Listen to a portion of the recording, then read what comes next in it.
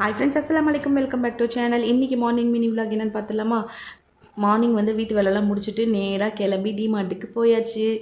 Video எடுங்கன்னு சொல்லிட்டு என் ஹஸ்பண்ட்டை ஃபோனை கொடுத்தா அவர் எதோ திருட்டுத்தனமாக வீடியோ எடுக்கிற மாதிரியே எடுத்துகிட்டு இருந்தார்.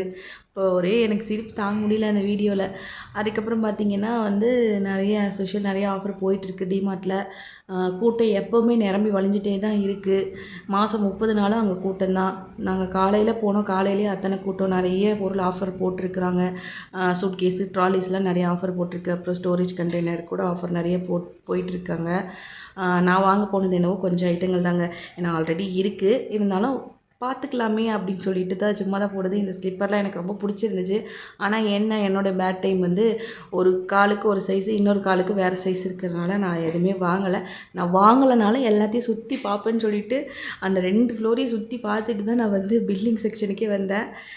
என்ன தான் இருந்தாலும் நம்ம வாங்குகிறோமோ வாங்கலையோங்க, கண்டிப்பாக போய் பார்த்து தாங்க ஆகணும். அதுதானே உலக நியதி.